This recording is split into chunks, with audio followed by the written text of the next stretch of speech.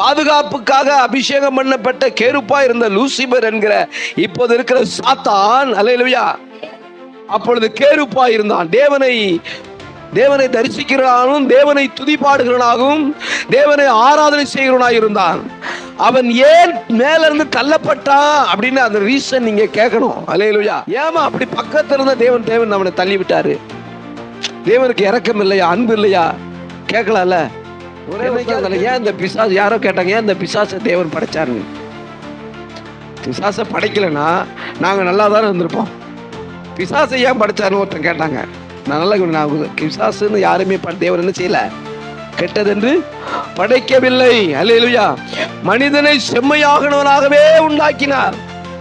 அவன்தான் தன் உபாய தந்திரங்களால் பலவிதமான இச்சைகளை அவனை தேடிக்கொண்டான் என்று வேதம் சொல்லுகிறது. இப்ப இந்த பாதுகாப்புக்காக அபிஷேகம் பண்ணப்பட்ட கேருப் என்ன பண்ணிட்டானா, எதை இழந்தான் என்று சொன்னால் அவன் பரிசுத்தத்தை இழந்தான். அவனுக்கு வல்லமை இருக்கிறது. இந்த கேருபின் தள்ளப்பட்டான் பாருங்க, அந்த லூசிபர் என்கிற சாத்தானுக்கு என்ன இருக்குது? வல்லமை இருக்கிறது,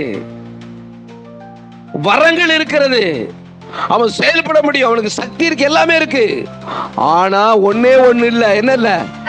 பரிசுத்தம் இல்லை. பரிசுத்தம் இல்லை. பரிசுத்தம் இருந்தா மட்டும்தான் தேவனை தரிசிக்க முடியும். அப்படி பரிசுத்தம் இல்லாதனால அவனை மேல இருந்து கீழே கர்த்தர் செஞ்சாரு, தள்ளிட்டாரு.